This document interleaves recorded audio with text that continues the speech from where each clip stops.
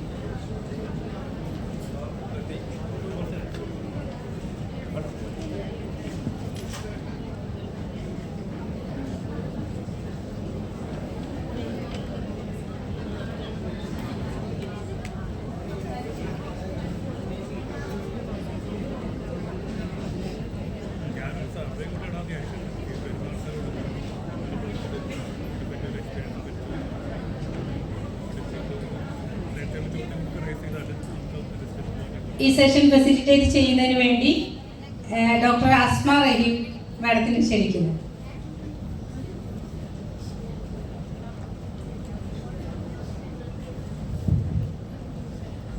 നമസ്കാരം, very good morning എല്ലാവർക്കും. ഈ സെഷൻ ഫെസിലിറ്റേറ്റ് ചെയ്യാനും തന്നെ ക്ഷണിച്ചതിൽ അതിയായിട്ടുള്ള സന്തോഷമുണ്ട്. കാരണം IPM ചെയ്യുന്ന മഹത്തായ കാര്യങ്ങളെക്കുറിച്ച് നല്ല ബോധ്യമുണ്ട്. നമ്മുടെ സ്റ്റുഡൻസും അതിൽ കുറേ പങ്കാളികളാവുന്നുണ്ട്. അപ്പോൾ ഇന്ന് ഡോക്ടർ സുരേഷ് കുമാർ സാറിനെ ഞാൻ പ്രത്യേകിച്ച് പരിചയപ്പെടുത്തണ്ട എന്ന് സാറ് തന്നെ പറഞ്ഞു. ഇവിടെ ഇരിക്കുന്ന എല്ലാവർക്കും സുപരിചിതനാണ് അദ്ദേഹം. അപ്പം അദ്ദേഹത്തിന്റെ തൂവലുകൾ കുറേ ഉണ്ട്, നിങ്ങൾക്ക് ഇതിൽ കാണാം. പ്രത്യേകിച്ച് WHO ഒരു കൊളാബറേറ്റിംഗ് സെന്ററിന്റെ ഡയറക്ടർ എന്ന് വേണ്ട അനവധി പുരസ്കാരങ്ങളൊക്കെ പുള്ളിക്ക് കിട്ടിയിട്ടുണ്ട്. മാത്രമല്ല എനിക്കറിയാം, ഞാൻ പലപ്പോഴും എയർപോർട്ടിൽ വെച്ച് സാറിനെ കാണാറുണ്ട്. ട്രെയിനിങ്ങിന് പോകുന്നതിനാണ് പല സ്ഥലങ്ങളിലും ട്രെയിനിങ്ങിന് വേണ്ടിയിട്ടുള്ള ഉപദേഷ്ടാവായിട്ടും ഒക്കെ സാറിനെ കാണാറുണ്ട്. അപ്പൊ ഇന്നത്തെ ടോപ്പിക്കിനെ കുറിച്ച് പറയണോ സുരേഷ്? ഇന്നത്തെ ടോപ്പിക്കിനൊരു പ്രത്യേകത എന്താണെന്ന് വെച്ചാൽ, ഞങ്ങൾ ഡോക്ടർമാർക്ക് സാധാരണ പെയിൻ മാനേജ്മെന്റ് എന്ന് പറയുമ്പോൾ ശാരീരികമായ വേദനകളും മറ്റു പ്രശ്നങ്ങളും എങ്ങനെയാണ് ഹാൻഡിൽ ചെയ്യാമെന്ന് നമ്മൾ ഹോം കെയറിലും ഒക്കെ പഠിക്കുന്നുണ്ട്. പക്ഷെ നിങ്ങൾക്ക് കമ്മ്യൂണിറ്റി നഴ്സസിന് അതൊരു ഹോളിസ്റ്റിക് അപ്രോച്ച് എന്നുള്ള നിലയിൽ സ്പിരിച്വാലിറ്റി അഥവാ ആത്മീയത, ഇതിനെ ഒരു ഹോളിസ്റ്റിക് ആയിട്ട് എങ്ങനെ കാണാം എന്നുള്ളതിനെ കുറിച്ചിട്ട് സാർ വളരെ നന്നായി വിശദീകരിക്കുമെന്നാണ് ഞാൻ മനസ്സിലാക്കുന്നത്. ഓവർ ടു അല്ലേ? ഓക്കെ, ബാക്കി ഞാൻ ഡോക്ടർ സുരേഷിനെ ക്ഷണിക്കുന്നു.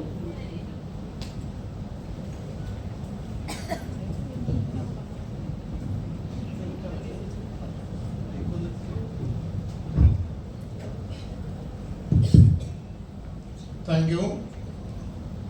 കുറച്ച് സ്ലൈഡ് ഉണ്ട്, അപ്പോൾ അതൊന്ന് ലോഡ് ചെയ്ത് കഴിയുമ്പോൾ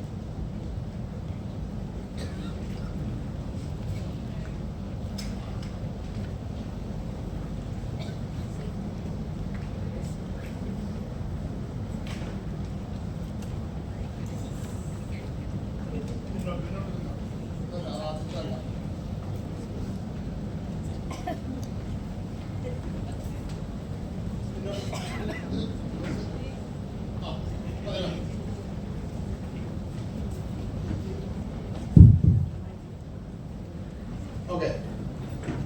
നമ്മള് കുറച്ചൊരു കുഴപ്പം പിടിച്ച വിഷയമാണ്.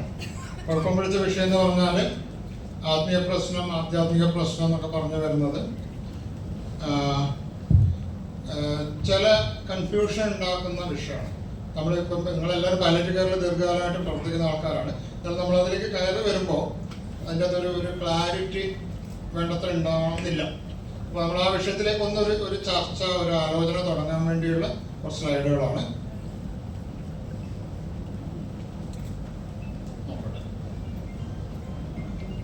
രണ്ട് കാര്യങ്ങളാണ് ഞാനിന്ന് സംസാരിക്കാൻ വിചാരിക്കുന്നത്. ഒന്ന്, എന്താണ് പാലിയേറ്റീവ് പരിചരണത്തിലുള്ള രോഗികളുടെ ആത്മീയ പ്രശ്നങ്ങൾ, ഏതുതരം പ്രശ്നങ്ങളെയാണ് നമ്മൾ ആത്മീയ പ്രശ്നങ്ങൾ എന്ന് വിളിക്കുന്നത്, നമുക്ക് എന്തെങ്കിലും ചെയ്യാനുണ്ടോ ഈ കാര്യത്തിൽ എന്നുള്ള ഒരു ഇത് പറയാൻ കാരണം, പല കേസ് ഷീറ്റിലും അല്ലെങ്കിൽ സാധാരണ രീതിയിൽ ആത്മീയ പ്രശ്നം എന്താണ് ചെയ്യുക എന്നുള്ള ചോദ്യത്തിന് ഉത്തരമായിട്ട് പ്രാർത്ഥിക്കാറുണ്ട്. മതവിശ്വാസിയാണോ അല്ലയോ, ഇത്രയും കാര്യങ്ങൾക്ക് അപ്പുറത്ത് നമ്മുടെ നേഴ്സുമാരും പലപ്പോഴും വളണ്ടിയർമാരും പോകാറില്ല. അപ്പോൾ അതല്ലാതെ നമുക്ക് എന്താ ചെയ്യാൻ പറ്റും, എന്താണ് ഈ കാര്യം എന്നുള്ളതിനെ പറ്റിയാണ്. അപ്പൊ ഇതാണ് നമ്മൾ ആദ്യം എന്താണ് ഈ പ്രശ്നങ്ങൾ എന്ന് നമ്മൾ അറിഞ്ഞാല്, എന്തിനാണ് ഈ പ്രശ്നം, ആത്മീയ പ്രശ്നം എന്ന് പറയുന്നത് ഉള്ള ചോദ്യത്തിനുള്ള നമ്മൾ എന്താണത് എന്ന് അറിഞ്ഞാലേ നമുക്ക് അതിൽ എങ്ങനെ ഇടപെടാൻ പറ്റുള്ളൂ എന്നുള്ളത് പറയാൻ പറ്റുള്ളൂ. അതിൽ ചില ചോദ്യങ്ങൾ ഞാൻ ഇപ്പോൾ ചോദിച്ചാൽ നിങ്ങൾക്ക് ഉത്തരം പറയാൻ വളരെ എളുപ്പമുള്ള ചോദ്യങ്ങൾ. ഉദാഹരണമായിട്ട് എന്തൊക്കെയാണ് രോഗികൾക്ക് സാധാരണ ഉണ്ടാകുന്ന ശാരീരിക പ്രശ്നങ്ങൾ എന്ന് ചോദിച്ചാൽ, നിങ്ങളെല്ലാവരും പേഷ്യൻസിനെ കാണുന്ന ആൾക്കാരാണ്. നിങ്ങൾ ഒരു 10 എണ്ണം പെട്ടെന്ന് പറയും, 4 എണ്ണം എന്തായാലും പറയും.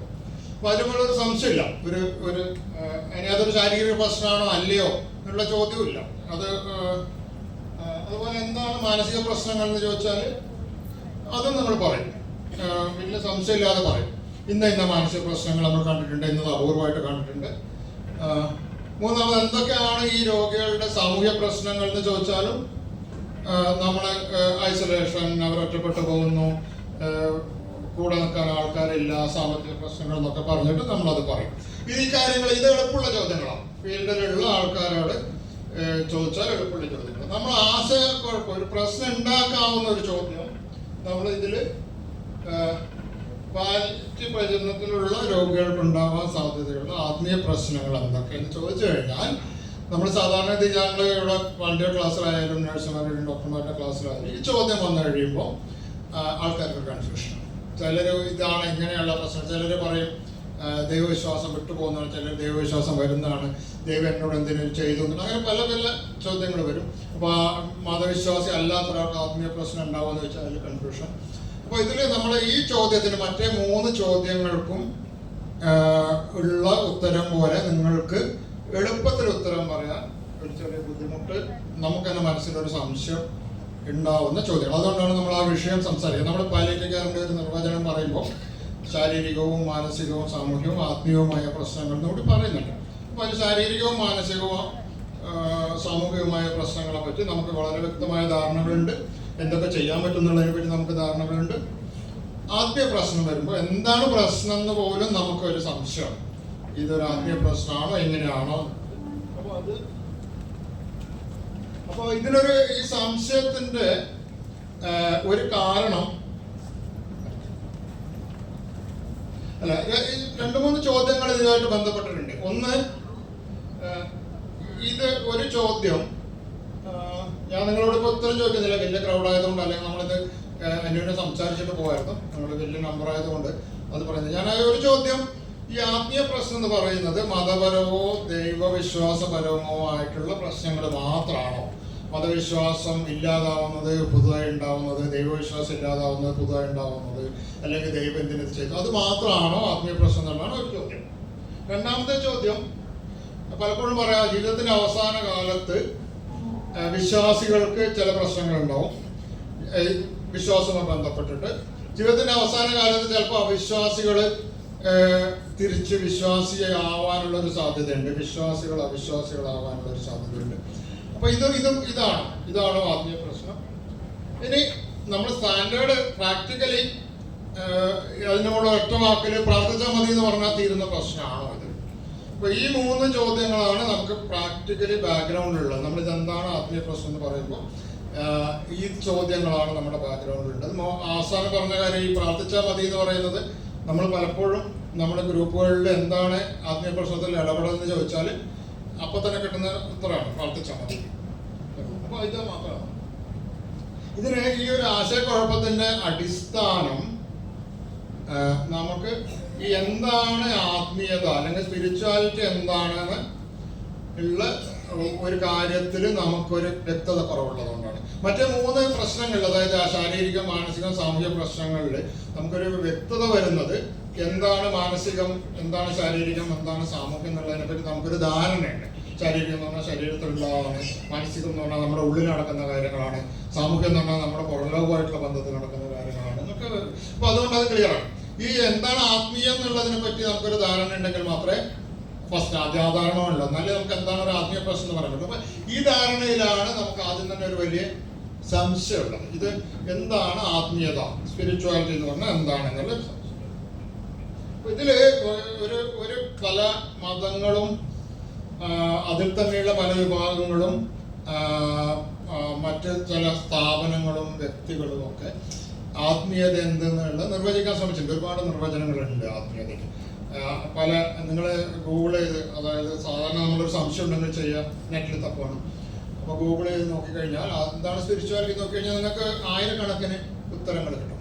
പക്ഷേ ഇതിൽ ആരോഗ്യരംഗത്ത് നമ്മൾ പ്രവർത്തിക്കുന്ന ആൾക്കാർ, അല്ലെങ്കിൽ വിവിധ മതങ്ങളിൽ ഉള്ള ആൾക്കാരെ ഒന്നിച്ച് പ്രവർത്തിക്കുന്ന മേഖലയിൽ നമ്മൾ ഇതിന് എന്താണ് ആത്മീയത എന്നുള്ള ചോദ്യത്തിന് നമ്മൾ നൽകുന്ന ഉത്തരം ലോകാരോഗ്യ സംഘടന 2000 ഉണ്ടാക്കിയിട്ടുള്ള 2002-2003 ഉണ്ടാക്കിയിട്ടുള്ള ഒരു നിർവചനം. അത് വലിയ ഒരു ഗ്രൂപ്പ് വർക്കൊക്കെ ചെയ്ത് പല മതങ്ങളിൽ നിന്നും ഇല്ലാത്ത ആൾക്കാരിൽ നിന്നൊക്കെ ആൾക്കാരെ വിളിച്ചുകൂട്ടി, എക്സ്പേർട്ടുകളെ വിളിച്ചുകൂട്ടി ഒരു നിർവചനം ഉണ്ടാക്കിയിട്ടുണ്ട്. വിശദമായ നിർവചനത്തിലേക്ക് ഞാൻ പോകുന്നില്ല. പക്ഷെ അതിൻ്റെ ഒരു കണ്ടന്റ് എന്താണെന്ന് ഞാൻ പറയാം. അപ്പോൾ നമ്മൾ ആരോഗ്യരംഗത്ത് അല്ലെങ്കിൽ പാലിയേറ്റീവ് കെയർ രംഗത്ത് പ്രവർത്തിക്കുന്ന ആൾക്കാർ എന്താണ് ആത്മീയത എന്നുള്ള ചോദ്യത്തിന് നമ്മൾ ആശ്രയിക്കുന്നത് ഈ നിർവചനത്തെയാണ്. അപ്പോൾ ഈ നിർവചനം നിങ്ങൾക്ക് പരിചയം ഉണ്ടാവാൻ സാധ്യതയില്ല. ഇത് 2000 വന്നിട്ടുള്ളതാണ്, പബ്ലിക്കേഷൻസിന് വന്നിട്ടുള്ളതാണ്. പക്ഷെ കേരളത്തിൽ പൊതുവെ നമുക്ക് നേരത്തെ പറ്റിയിട്ടുള്ള ഒരു അപകടം, നമ്മൾ തുടക്കം മുതൽ ഈ ആത്മീയ പ്രശ്നങ്ങളുടെ കാര്യത്തിൽ വലിയൊരു ശ്രദ്ധ ഉണ്ടാകുന്നില്ല. നമ്മുടെ ശാരീരികവും മാനസികവും സാമൂഹികവുമായിട്ടുള്ള പ്രശ്നങ്ങളാണ്. അപ്പോൾ അതുകൊണ്ട് തന്നെ ട്രെയിനിങ് പ്രോഗ്രാമിലൊന്നും ഇത് അടുത്ത കാലത്താണ് കാര്യമായിട്ട് വന്നു തുടങ്ങിയത്. അപ്പോൾ അതുകൊണ്ട് തന്നെ ഞാൻ ആ നിർവചനം എന്താണ് ആത്മീയത എന്നുള്ള ഇത് തൊട്ട് അതൊന്ന് സംസാരിച്ചു പോയിട്ട് നമ്മൾ അതിലുള്ള പ്രശ്നങ്ങൾ എന്താണെന്നുള്ളത്, ഏതെങ്കിലും ഈ വലിയ ക്രൗഡാണ്, എന്നാലും ഏതെങ്കിലും ഒരു ഭാഗം ഞാൻ പറയുന്നത് ക്ലിയർ ആവുന്നില്ലെങ്കിൽ ഒന്ന് കൈപൊക്കി കഴിഞ്ഞാൽ ഞാനതൊന്നും കൂടി പറയാം. സാധാരണ കഴിയുന്നത്ര സിമ്പിളാക്കിയിട്ട് പറയാൻ നോക്കുകയാണ്. പക്ഷേ ഈ ചില ഭാഗങ്ങളിൽ സംശയമുണ്ട്, അങ്ങനെയാണോ എങ്ങനെയാണോ എന്നുണ്ടെങ്കിൽ നമുക്ക് ഇതിൻ്റെ ഉള്ളിൽ നമ്മളെല്ലാവരും പരിചയമുള്ള ആൾക്കാരാണ്, അതുകൊണ്ട് ചോദിക്കുന്നതിന് ഒരു ബുദ്ധിമുട്ട് വിചാരിക്കരുത്. അപ്പൊ ഇതിൽ പറയുന്നത് ഈ WHO ഡെഫിനിഷൻ ആയിട്ട് ബന്ധപ്പെട്ടിട്ട് അതിൻ്റെ ബാക്ക്ഗ്രൗണ്ട് അത് പറയുന്നത് നമ്മൾ ജീവിക്കുന്ന, നമ്മൾ ഈ ലോകത്താണ് ജീവിക്കുന്നത്. ഈ ലോകത്ത് തന്നെ നമ്മൾ ജീവിക്കുമ്പോൾ നമുക്ക് ചുറ്റും 3 തരം ലോകങ്ങളുണ്ട് എന്നാണ് പറയുന്നത്. 3 വേൾഡ്സ്. ഒന്ന് നമ്മൾ തന്നെ നമ്മളോടുള്ള ഇന്ററാക്ഷൻ. ഇപ്പൊ നമുക്ക് ചുറ്റും നമ്മുടേതായിട്ടുള്ള, നമ്മുടെ മനസ്സിലുള്ള നമ്മുടെ ഒരു ലോകമുണ്ട്. ഉദാഹരണമായിട്ട് നമുക്ക് നമ്മളോട് തന്നെ ദേഷ്യം തോന്നുന്ന ചില സമയങ്ങളുണ്ടായിട്ടുണ്ടാവും, നമുക്ക് നമ്മളോട് തന്നെ സന്തോഷം തോന്നുന്ന സമയമുണ്ട്. ഇതിൽ ഈ ഞാൻ എന്ന് പറയുന്ന ഒരു ഭാഗവും എൻ്റെ ലോകവും ആണ്. അപ്പോൾ അതൊരു ലോകമാണ്, ഞാൻ എന്ന് പറയുന്ന ഒരു ലോകമാണ്. രണ്ടാമത് നമ്മൾ ഇടപെടുന്ന പുറം ലോകമുണ്ട്. ഈ പുറം ലോകം എന്ന് പറഞ്ഞാൽ നമ്മളുടെ ചുറ്റുമുള്ള ആൾക്കാർ, നമ്മുടെ ചുറ്റുമുള്ള മറ്റു ജീവികൾ, പ്രകൃതി, നമ്മൾ കാഴ്ചയിലുള്ള ജീവിക്കുന്നതും അല്ലാത്തതായിട്ടുള്ള വസ്തുക്കൾ, തൊട്ടും കേട്ടും ഒക്കെ പരിചയമുള്ള അറിയാവുന്ന കാര്യങ്ങൾ. ഇതാണ് നമ്മളുടെ ഒരു ബാഹ്യ ലോകം. ഇതിന് പുറമെ നമുക്ക് ചുറ്റുമായിട്ട് നമ്മുടെ വിശ്വാസത്തിൻ്റെയും നമ്മുടെ ചില ധാരണകളുടെയും ഒരു ലോകമുണ്ട്. അത് നമുക്ക് മൂന്നാമതൊരാൾക്ക്, നമ്മുടെ ബാഹ്യ ലോകം സാധാരണ നമ്മൾ ഒരാൾക്ക് കാണിച്ചു കൊടുക്കാൻ പറ്റും. ഇതാണ് ഈ കല്ലിനെ പറ്റിയാണ്, ഈ മരത്തെ പറ്റിയാണ് ഞാൻ പറഞ്ഞത്, അല്ലെങ്കിൽ ഇയാളെ പറ്റിയാണ് ഞാൻ പറഞ്ഞത്, ഈ പക്ഷിയെ പറ്റിയാണ് ഞാൻ പറഞ്ഞത്, അല്ലെങ്കിൽ ഈ നക്ഷത്രത്തെ പറ്റിയാണ് ഞാൻ പറയുന്നത് എന്നൊക്കെ. പക്ഷെ നമ്മുടെ ചുറ്റുമുള്ള ഭാവനയുടെ ഒരു ലോകം അത് വളരെ സ്ട്രോങ് ആണ്. അതാണ് ഈ മൂന്നാമത്തെ ലോകം. നമ്മൾ ചുറ്റുമുണ്ടെന്ന് നമ്മൾ വിചാരിക്കുന്ന ഒരു ലോകം. ഇത് വളരെ പ്രധാനമാണ്. നമ്മുടെ ചില വിശ്വാസങ്ങൾ, നമുക്ക് ഒരാളുമായിട്ടുള്ള ഇടപെടലിൽ നമ്മൾ പറയുന്ന പോലെ അയാളെ പറ്റിയുള്ള നമുക്കുള്ള ധാരണകൾ, നമ്മളെ പറ്റി തന്നെ നമുക്കുള്ള ധാരണകൾ, ഞാനിത് ചെയ്യില്ല, അല്ലെങ്കിൽ ഞാനിത് ചെയ്യും, ഞാനിങ്ങനെ വിശ്വസിക്കുന്നു. അപ്പോൾ ആ മേഖലയിലാണ്, ആ ലോകത്താണ് നിങ്ങളുടെ മതവിശ്വാസം വരുന്നത്, നിങ്ങളുടെ ദൈവവിശ്വാസം വരുന്നത്, നിങ്ങളുടെ രാഷ്ട്രീയ വിശ്വാസം വരുന്നത്, നിങ്ങൾക്ക് നിങ്ങളെ പറ്റി തന്നെയുള്ള ചില ധാരണകൾ വരുന്നത്. ഞാൻ എന്നെ പറ്റി ഇങ്ങനെയാണ് വിചാരിക്കുന്നത്. അപ്പോൾ ഈ 3 ലോകങ്ങൾ വലിയതായിട്ട് നമ്മുടെ സ്ഥിരം, ഈ 3 ലോകങ്ങൾ പരസ്പരം ബന്ധപ്പെട്ട് കിടക്കുന്നതാണ്. പക്ഷേ നമ്മൾ ഒരു എളുപ്പത്തിൽ പറയുമ്പോൾ ഈ 3 ലോകങ്ങളിലുമായിട്ടാണ് നമ്മൾ ജീവിക്കുന്നത്. ഞാൻ എന്നോട് ബന്ധമുണ്ട്, എനിക്ക് എന്നോട് വളരെ സന്തോഷം തോന്നുന്നൊരു സമയം ഉണ്ടാവും. എനിക്ക് രാവിലെ എഴുന്നേറ്റ് നോക്കുമ്പോൾ ഇന്ന് ഞാൻ മോശമില്ല എന്ന് വിചാരിക്കുന്നുണ്ടോ? ചില ദിവസം നമുക്ക് അങ്ങനെയല്ല, ഞാൻ എന്താ ഇങ്ങനെ ആയിപ്പോയെന്ന് വിചാരിക്കുന്നുണ്ടോ? അതൊരു ലോകമാണ്, മീ മൈസെൽഫ് എന്ന് പറയുന്നത്. 2 നമുക്ക് ചുറ്റുമുള്ള ആൾക്കാർ, അത് നമ്മുടെ സുഹൃത്തുക്കള്, കുടുംബാംഗങ്ങള്, നമ്മുടെ ചുറ്റുമുള്ള പ്രകൃതി, അയൽപക്കക്കാര്, മറ്റ് മൃഗങ്ങൾ, പക്ഷികൾ എല്ലാം കൂടെ തന്നെ. അത് അങ്ങനെ ഒരു ലോകമുണ്ട്. കടല്, പുഴ, മരം. ഇതൊക്കെ നമുക്ക് കാണാവുന്ന ലോകമാണ്. അതുമായിട്ട് നമുക്കൊരു ബന്ധമുണ്ട്. നമ്മുടെ ചുറ്റുമുള്ള ആൾക്കാരുമായിട്ട് നമുക്ക് ചില ബന്ധങ്ങളുണ്ട്. നമ്മുടെ ചില പ്രകൃതിയായിട്ട് നമുക്ക് ചില ബന്ധങ്ങളുണ്ട്. ഒരു പൂ കണ്ടു കഴിഞ്ഞാൽ ചിലപ്പോൾ നമുക്കൊരു സന്തോഷം ഉണ്ടാവും. കടൽക്കരയിൽ പോയാൽ ചിലപ്പോൾ സന്തോഷം ഉണ്ടാവും, ചിലപ്പോൾ ഉണ്ടാവില്ല. അപ്പൊ അതൊക്കെ ആയിട്ട് നമുക്കൊരു ബന്ധമുണ്ട്. അതാണ് രണ്ടാമത്തെ ലോകം, നമ്മുടെ മെറ്റീരിയൽ വേൾഡ് എന്ന് പറയുന്നത്. മൂന്നാമത്തെ ലോകമാണ് ഞാൻ പറഞ്ഞ വിശ്വാസത്തിന്റെ ലോകം. നമ്മുടെ വിശ്വാസങ്ങൾ, നമ്മുടെ ധാരണകൾ, നമ്മുടെ സ്വപ്നങ്ങൾ, ഇതൊക്കെ ഉള്ള ഒരു ലോകമുണ്ട്. അതിലാണ് നമ്മൾ ഈ പറയുന്ന പോലെ മതവിശ്വാസം, ദൈവവിശ്വാസം, രാഷ്ട്രീയ വിശ്വാസം ഒക്കെ വരുന്നത്. അപ്പൊ ഇതില് ഈ മൂന്ന് ലോകങ്ങളുമായിട്ട് നമ്മുടെ ബന്ധം ഓരോ നിമിഷവും മാറിക്കൊണ്ടിരിക്കും. ചിലപ്പോൾ നമുക്ക് ഇത് ഞാൻ പറയാൻ തന്നെ നിങ്ങൾക്കറിയാം, ചില സമയത്ത് നമ്മളെ പറ്റി നല്ല അഭിപ്രായമായിരിക്കും, ചില സമയത്ത് നമ്മളെ പറ്റി മോശം അഭിപ്രായമായിരിക്കും. നമുക്ക് ചില സമയത്ത് ഒരു സുഹൃത്തിനോട് വളരെ അടുത്ത സ്നേഹം തോന്നും, ചില സമയത്ത് അങ്ങനെ തോന്നിക്കൊള്ളുന്നില്ല. അല്ലെങ്കിൽ ഒരു സുഹൃത്തിനോട് കുറെ കാലം ഉണ്ടായിരുന്ന സുഹൃത്തിനെ ഒരു 10 കൊല്ലം കഴിഞ്ഞിട്ട് നമ്മുടെ സുഹൃത്ത് അല്ലാതായി മാറാം, പുതിയൊരാൾ സുഹൃത്താവാം. നമ്മുടെ ചുറ്റുമുള്ള അതുപോലെ നിങ്ങൾക്ക് ഇപ്പോൾ ഉദാഹരണമായിട്ട് കടൽക്കരയിൽ പോയിരിക്കാൻ സന്തോഷമാണ് എന്ന് വെച്ചിട്ട് നിങ്ങൾ സ്ഥിരതാമസം കടൽക്കരയിലാക്കുന്നില്ല. ചില സമയത്ത് നമുക്കൊരു സന്തോഷം ഉണ്ടാവും. ഒരു പാട്ട് കേട്ടാൽ നമുക്കൊരു സന്തോഷം തോന്നും, എന്നാൽ ആ പാട്ട് തന്നെ എപ്പോഴും കേട്ടുകൊണ്ടിരുന്നാൽ അപ്പോൾ വ്യത്യാസമുണ്ട്. അപ്പോൾ ഈ ബന്ധങ്ങൾ മാറി വരുന്നുണ്ട്. അതുപോലെ വിശ്വാസങ്ങളുടെ ബന്ധങ്ങളും നമ്മുടെ ഈ ഉറച്ച വിശ്വാസമായാൽ പോലും എല്ലാ സമയത്തും 100% വിശ്വാസം ആയിക്കൊള്ളുന്നില്ല. ചിലപ്പോൾ നമുക്ക് സംശയം തോന്നും, ഇങ്ങനെ തന്നെയാണോ, ഇതാണോ ശരി, ഇതാണോ ശരി. അപ്പൊ ഈ മൂന്ന് ലോകം, ഇപ്പൊ ഒരു പ്രധാനമായിട്ടുള്ള ഒരു ബാക്ക്ഗ്രൗണ്ട്, നമുക്ക് ചുറ്റും 3 ലോകങ്ങളുണ്ട്. ഈ 3 ലോകങ്ങളും പരസ്പരം ബന്ധപ്പെട്ട് കിടക്കുന്നു. ഈ 3 ലോകങ്ങളുമായിട്ട് നമുക്ക് ബന്ധമുണ്ട്. ഈ ബന്ധങ്ങള് അതിന്റെ ഒരു ശക്തി, അടുപ്പം കൂടിയും കുറഞ്ഞു വരും. ചില സമയത്ത് സ്ട്രോങ് ആയിരിക്കും, ചില സമയത്ത് വീക്ക് ആയിരിക്കും, ചില സമയത്ത് ഒരെണ്ണം സ്ട്രോങ് ആയിരിക്കും, മറ്റൊരെണ്ണം വീക്ക് ആയിരിക്കും. അപ്പൊ ഇതാണ്, ഇങ്ങനെ ഒരു ലോകത്താണ് നമ്മൾ ജീവിക്കുന്നത്. അപ്പൊ ഇതില് പ്രധാനമായിട്ടുള്ളത് ഈ ലോകങ്ങളുമായിട്ടുള്ള നമ്മുടെ ബന്ധങ്ങള്, നമ്മുടെ അടുപ്പങ്ങള്, അടുപ്പമില്ലായ്മകള്, ഇത് മാറിക്കൊണ്ടിരിക്കുന്നതാണ്. അപ്പൊ അതിലൊന്ന് എനിക്ക് എന്നോട് തന്നെയുള്ള ബന്ധം. ഞാൻ are you comfortable with your self? നിങ്ങളോട് തന്നെ ഹാപ്പിയാണോ? ഇങ്ങനെയൊക്കെ ആയാൽ മതി, ഞാൻ കുഴപ്പമില്ല എന്നുള്ളൊരു വിശ്വാസം ഉണ്ടോ നിങ്ങൾക്ക്? അല്ല നിങ്ങൾക്ക് നിങ്ങളോട് സ്ഥിരമായിട്ട് കലഹമാണ്, ഇത് ഇങ്ങനെ എന്താണ് ഇങ്ങനെ ആവുന്നത്? അതാണ് ഒരു ബന്ധം. 2, നമുക്ക് ചുറ്റുമുള്ള മനുഷ്യരായിട്ടും ജീവജാലങ്ങളായിട്ടും പ്രകൃതിയൊക്കെ ആയിട്ടുള്ള നമുക്കുള്ള ബന്ധം. ഇതും ഈ പറഞ്ഞ പോലെ കൂടിയും കുറഞ്ഞു ഇരിക്കും ഒരു പറയുന്നത്. 3, വിശ്വാസങ്ങള്, നിലപാടുകള് ഒക്കെ ആയിട്ടുള്ള ബന്ധം. നിങ്ങൾക്കറിയാം, നിങ്ങൾക്ക് ഒരു 10 കൊല്ലം മുമ്പ് ഉണ്ടായിരുന്ന ഒരു വിശ്വാസം ആവണമെന്നില്ല ഇപ്പോൾ ഉള്ളത്. 10 കൊല്ലം മുമ്പ് സ്ട്രോങ് ആണെന്ന് തോന്നിയ ഒരു വിശ്വാസം മാറിയല്ല. ഇത് പ്രത്യേകിച്ച് ഒരു വിശ്വാസത്തിന്റെ കാര്യത്തിലോ രാഷ്ട്രീയ വിശ്വാസത്തിലോ ഈവൻ ദൈവവിശ്വാസത്തിന്റെ കാര്യത്തിൽ അത് മാറിക്കൊണ്ടിരിക്കുന്നുണ്ടാവും, ചെറുതായിട്ടോ വലുതായിട്ടോ ഒക്കെ. അപ്പോൾ ഇതാണ് ലോകാരോഗ്യ സംഘടന പറയുന്നത്, നിങ്ങളുടെ ഈ 3 ലോകത്തുമായിട്ട് നിങ്ങൾക്കുണ്ടാവുന്ന അടുപ്പങ്ങളുടെ ആകത്തുകയാണ് നിങ്ങളുടെ ആത്മീയത. നിങ്ങളുടെ ആത്മീയത എന്ന് പറയുന്നത് നിങ്ങൾക്ക് നിങ്ങളോടുള്ള ഒരു അടുപ്പം, നിങ്ങൾക്ക് നിങ്ങളുടെ ചുറ്റുമുള്ള ആളുകളോടും വസ്തുക്കളോടും ജീവികളോടും ഉള്ള ഒരു അടുപ്പം, നിങ്ങൾക്ക് നിങ്ങളുടെ വിശ്വാസത്തോടുള്ള അടുപ്പം. ഈ അടുപ്പങ്ങളെല്ലാം കൂടി കൂട്ടിച്ചേർത്താൽ എന്താണോ അതാണ് നിങ്ങളുടെ ആത്മീയത. അപ്പൊ അത് ഞാൻ നേരത്തെ പറഞ്ഞ പോലെ അതൊരു കോൺസ്റ്റന്റ് ആയിട്ട് ഒരുപോലെ നിൽക്കില്ല. അടുപ്പങ്ങൾ മാറിക്കൊണ്ടിരിക്കും, അടുപ്പമില്ലായ്മ മാറിക്കൊണ്ടിരിക്കും. അപ്പൊ അതിന്റെ തന്നെ വേറൊരു പ്രത്യേകത എന്ന് വെച്ചാൽ 2-3 കാര്യങ്ങളുണ്ട്. അതിൽ എല്ലാവർക്കും ആത്മീയതയുണ്ട്. ഈ ഏതെങ്കിലും ചില അടുപ്പങ്ങൾ ഇല്ലാത്ത മനുഷ്യരില്ല. അപ്പൊ അതുകൊണ്ട് തന്നെ എല്ലാവർക്കും ആത്മീയതയുണ്ട്. എല്ലാവർക്കും ആത്മീയത എല്ലായ്പ്പോഴും ഒരേ ലെവലിലല്ല. നമ്മുടെ ഒരാൾക്കുള്ള ആത്മീയത തന്നെ ചില സമയത്ത് കൂടിയിരിക്കും. നമുക്ക് ലോകത്തോട് മുഴുവൻ സ്നേഹം, എല്ലാവർക്കും നമ്മളോട് സ്നേഹമാണെന്ന് നമുക്ക് തോന്നുന്നു.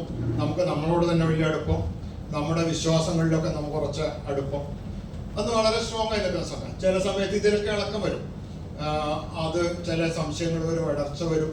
അപ്പോൾ ഒറ്റ ഒരു ക്വാണ്ടിറ്റി അല്ല, ഇത് ദൈനംദിനം സമയം അനുസരിച്ച് മാറിക്കൊണ്ടിരിക്കുന്നു. ഇതാണ് ആത്മീയതയുടെ ഇപ്പോൾ അക്സെപ്റ്റ് ചെയ്തിട്ടുള്ള ഡെഫിനേഷൻ. ഓക്കെ, ഇത് ക്ലിയർ ആണോ? ഇതില് ഒരടുപ്പമാണ് നമ്മൾ സാധാരണ നിങ്ങൾ പറയുന്ന ഒരടുപ്പമാണ് ദൈവമായിട്ടുള്ള അടുപ്പം. പല അടുപ്പങ്ങളിൽ ഒന്നാണ്. നിങ്ങൾ ദൈവവിശ്വാസിയാണെങ്കിൽ നിങ്ങൾക്ക് അതും നിങ്ങൾ വിശ്വാസിയാണോ അല്ലയോ എന്ന ചോദ്യം അല്ല പ്രധാനം.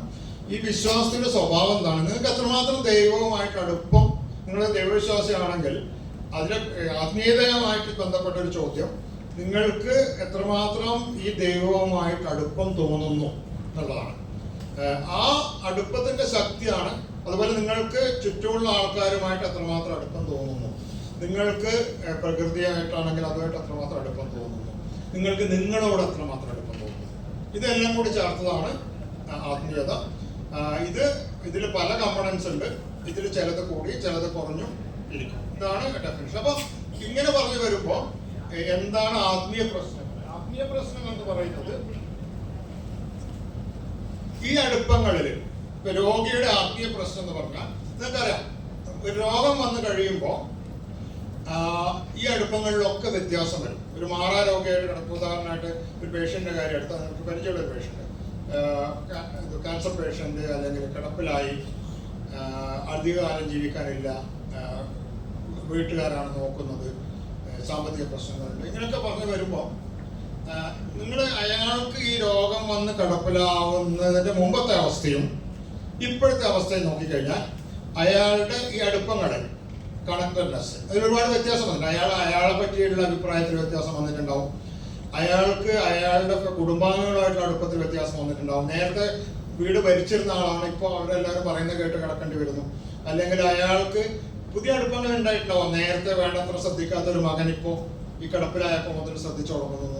അപ്പോൾ ഇതിലൊക്കെ വ്യത്യാസം. അയാൾക്ക് വിശ്വാസങ്ങളിൽ വ്യത്യാസം വന്നിട്ടുണ്ടാവും. അയാൾ നേരത്തെ വിശ്വസിച്ചിട്ടുണ്ടാവുക ചിലപ്പോൾ അസുഖം വന്ന ആശുപത്രിയിൽ പോയാൽ ചികിത്സിച്ചാൽ മാറുന്നതാണ്. ഇപ്പോൾ അയാൾക്ക് മനസ്സിലാവുന്നു അങ്ങനെയല്ല, ചികിത്സിച്ചിട്ടും അസുഖം മാറാത്ത അവസ്ഥയുണ്ട്. അയാൾക്ക് ദൈവവിശ്വാസമായിട്ടുണ്ടെങ്കിൽ ചിലപ്പോൾ അതിൽ വ്യത്യാസം വന്നിട്ടുണ്ടാവും, മതവിശ്വാസത്തിൽ വന്നിട്ടുണ്ടാവും. അപ്പോൾ ഒരു ആത്മീയ പ്രശ്നം എന്ന് പറയുന്നത് എല്ലാ പ്രശ്നത്തിനും, ഇത്തരം കിടപ്പിലായ രോഗികളുടെ പ്രശ്നങ്ങളിൽ പലതിനും ഒരു ആത്മീയമായ ഡയമെൻഷൻ ഉണ്ട്. ഒരു ആത്മീയ പ്രശ്നം എന്ന് പറയുന്നത് ഈ രോഗിയുടെ നേരത്തെ ഉണ്ടായിരുന്ന അടുപ്പങ്ങളിൽ, നേരത്തെ ഉണ്ടായിരുന്ന ബന്ധങ്ങളിൽ രോഗം വന്നതിന് ശേഷം വന്നിട്ടുള്ള വ്യത്യാസമാണ്. ഇത് അയാളുടെ ആത്മീയതയെ താഴേക്ക് കൊണ്ടുവരും. കാരണം ഇയാൾ നേരത്തെ ഇതെല്ലാം വളരെ ഗംഭീരമായ ലോകമാണ്, നല്ല വിശ്വാസങ്ങൾ, നല്ല അടുപ്പങ്ങൾ, അവനവനെ പറ്റുന്ന നല്ല അഭിപ്രായം, അങ്ങനെ ഇടുന്ന ഒരാൾ ഈ കിടപ്പിലാവുമ്പോൾ ഇതിലൊക്കെ വ്യത്യാസം വരും. അവനവനെ പറ്റിയുള്ള അഭിപ്രായത്തിൽ വലിയ വ്യത്യാസം വരും. ചുറ്റുമുള്ള ആൾക്കാരെ പറ്റിയുള്ള അഭിപ്രായത്തിൽ വലിയ, ഇത് നിങ്ങൾ പലപ്പോഴും കേൾക്കുന്നുണ്ട്. അതായത് വീട്ടുകാർ ശ്രദ്ധിക്കുന്നില്ല എന്നുള്ള അഭിപ്രായം പലപ്പോഴും പറയും. ചുറ്റുമുള്ള ആൾക്കാർ ശ്രദ്ധിക്കുന്നില്ല, അല്ല മറ്റൊന്നും ചിലപ്പോൾ കേൾക്കുന്നുണ്ടാവും നിങ്ങൾ. അതായത് അയൽക്കാരൻ ഒരാൾ ഇപ്പം കാര്യമായിട്ട് വന്ന് ശ്രദ്ധിക്കുന്നുണ്ട്. അതുപോലെ മതവിശ്വാസങ്ങൾ, ദൈവവിശ്വാസങ്ങളിൽ ഉണ്ടാകുന്ന വ്യത്യാസങ്ങളും നമ്മൾ കണ്ടിട്ടുണ്ടാവും. പഴയ പോലെ വിശ്വാസമില്ല, അല്ലെങ്കിൽ പഴയതിനേക്കാളും കൂടുതൽ വിശ്വാസമുണ്ട്. അപ്പോൾ ഈ അടർച്ചകളാണ് നമ്മളുടെ ആത്മീയ പ്രശ്നങ്ങൾ എന്ന് പറയുന്ന കാറ്റഗറിയിൽ വരുന്നത്. അപ്പോൾ ഇതിനെ ഈ ചില അധികം ആൾക്കാരും ആത്മീയ പ്രശ്നങ്ങൾ എന്നാണ് ഇതിനെ വിളിക്കുക. പക്ഷേ യുക്തിവാദികൾ, ദൈവം, ആത്മീയം എന്നൊക്കെ പറയാൻ മടിയുള്ള ആൾക്കാർ ഇതിന് വേറെ പേരിടും, അസ്തിത്വ പ്രശ്നങ്ങൾ, എക്സിസ്റ്റൻഷ്യൽ ഇഷ്യൂസ്. രണ്ടും ഒന്നാണ്. അത് നിങ്ങൾ പറയുന്ന വാക്കിൽ വരുന്ന വ്യത്യാസമേ ഉള്ളൂ. നിങ്ങൾക്ക് ആത്മീയത എന്ന് പറയുമ്പോൾ ആൾക്കാർക്ക് ദൈവം, മതം എന്ന് തോന്നുന്നുണ്ട്. അത് ഒഴിവാക്കണം നിങ്ങൾക്ക് ആഗ്രഹമുണ്ടെങ്കിൽ നിങ്ങൾക്കതിനെ അസ്തിത്വ പ്രശ്നം എന്ന് പറയാം, പൊതുവെ പ്രശ്നം. അപ്പോൾ അത് വ്യത്യാസമില്ല. ഞാനത് പറയാൻ കാരണം ചില സ്ഥലങ്ങളിൽ നിങ്ങളുടെ ആത്മീയ പ്രശ്നങ്ങൾ എന്ന് പറയുന്നതിന് ഓരോ ആൾക്കാർ അസ്തിത്വ പ്രശ്നങ്ങൾ എന്ന് പറയും. അത് തന്നെയാണ് ബന്ധങ്ങൾ, ഞാൻ ആര്, എന്താണ് എൻ്റെ ബന്ധങ്ങൾ, എന്താണ് എൻ്റെ സ്ഥിതി എന്ന് പറയുന്ന കാര്യങ്ങൾ. അപ്പോൾ ഇത് രണ്ടും ഒരേ കാര്യങ്ങളാണ്. അപ്പോൾ എന്ത് ഞാൻ നേരത്തെ പറഞ്ഞു, ഈ മൂന്ന് വരയിൽ നടുവിൽ ഞാനും ചുറ്റും എൻ്റെ ചുറ്റുള്ള മൂന്ന് ലോകങ്ങളാണ്. ആ ഓരോ വരകളും ആ ബന്ധമാണ്. അപ്പോൾ ആത്മീയ പ്രശ്നം എന്ന് പറയുന്നത് നമ്മൾ അന്വേഷിക്കാനുള്ളത് ഈ ബന്ധങ്ങളിൽ എന്തെങ്കിലും വ്യത്യാസം വന്നിട്ടുണ്ടോ. നമ്മൾ ആത്മീയ പ്രശ്നം എന്താണെന്ന് അന്വേഷിച്ച് പോകുമ്പോൾ നമ്മൾ നോക്കുന്നത്, നമ്മുടെ മനസ്സിൽ ഞാൻ എൻ്റെ ലോകം, എൻ്റെ ചുറ്റുമുള്ള ബാഹ്യലോകം, എൻ്റെ ചുറ്റുമുള്ള ഭാവനയുടെ ലോകം, വിശ്വാസങ്ങളുടെ. അപ്പോൾ നമ്മൾ ഇത് എടുത്തു വെച്ചിട്ട് മനസ്സിൽ ഈ മാപ്പ് വെച്ചിട്ട് നമ്മൾ ഓരോന്ന് എടുക്കുന്നു. അന്വേഷിക്കുന്നത് നിങ്ങൾ നേരിട്ടിട്ട് ചോദിക്കുന്നത്, ചിലത് നേരിട്ട് ചോദ്യം പറ്റും, ചിലത് നിങ്ങൾ ഇൻഡയറക്റ്റ്ലി ചോദിച്ചിട്ടും സമയം എടുത്തിട്ട് മനസ്സിലാക്കണം. പക്ഷെ നമ്മൾ അന്വേഷിക്കുന്നത് ഈ രോഗിയുടെ ആത്മീയ പ്രശ്നങ്ങൾ എന്തെന്ന് നോക്കുമ്പോൾ നമ്മൾ അന്വേഷിക്കുന്നത് ഒന്ന് നമ്മൾ നോക്കുന്നത് ഈ രോഗിക്ക് അയാളുമായിട്ടുള്ള ബന്ധം, അയാളെ പറ്റിയുള്ള സ്വന്തം അഭിപ്രായങ്ങൾ, നിലപാടുകൾ, അമീ മൈസെൽഫ് എന്ന് പറയുന്ന അവരാണ്, അതിലെന്തെങ്കിലും വ്യത്യാസം വന്നിട്ടുണ്ടോ. രണ്ട്, മെറ്റീരിയൽ വേൾഡ് എന്ന് പറയുന്ന സാധനം, ഇയാൾക്ക് ബാഹ്യലോകത്തുള്ള ചുറ്റുമുള്ള ആൾക്കാരുമായിട്ടുള്ള ബന്ധത്തിൽ എന്തെങ്കിലും വ്യത്യാസം വന്നാൽ അയാൾക്ക് തോന്നുന്നുണ്ടോ? അയാളുടെ തോന്നലാണ് പ്രധാനം. തോന്നുന്നുണ്ടോ? 3, അയാളുടെ വിശ്വാസങ്ങളിൽ.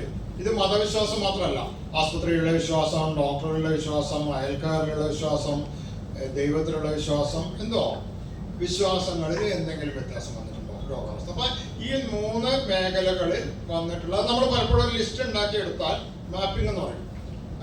ഈ ലോകത്ത് ആരൊക്കെയായിട്ടാണ് അടുപ്പമുള്ളത്, അതിലെന്താണ് വ്യത്യാസം വന്നത്. കാരണം ഈ നമ്മളെ ബാഹ്യലോകം എന്നൊക്കെ പറയുന്ന ഒരു മേഖലയിൽ ഒരുപാട് കാര്യങ്ങൾ ഉണ്ടാവും. അയൽക്കാരുണ്ടാവും, വീട്ടിലെ അംഗങ്ങളുണ്ടാവും, വേറെ കുറെ അകന്ന ബന്ധുക്കളുണ്ടാവും, പഴയ ക്ലാസ്മേറ്റുകൾ ഉണ്ടാവും, ആരൊക്കെ ഉണ്ടാവും, സുഹൃത്തുക്കൾ ഉണ്ടാവും. അപ്പൊ നമ്മൾ നോക്കുന്നത് ഇയാൾക്ക് ഇവരുമായിട്ടുള്ള ബന്ധത്തിൽ എന്തെങ്കിലും വ്യത്യാസം വന്നതായിട്ട് തോന്നുന്നുണ്ടോ. 3 വിശ്വാസത്തിന്റെ കാര്യം. അതുപോലെ നേരത്തെ വിശ്വാസങ്ങളിൽ ഞാൻ നേരത്തെ പറഞ്ഞ പോലെ മതവിശ്വാസമോ ദൈവവിശ്വാസം മാത്രമല്ല, അത് നോക്കണം, ഡെഫിനറ്റ് അത് പ്രധാനമാണ്. പക്ഷെ അത് മാത്രമല്ല നോക്കണം.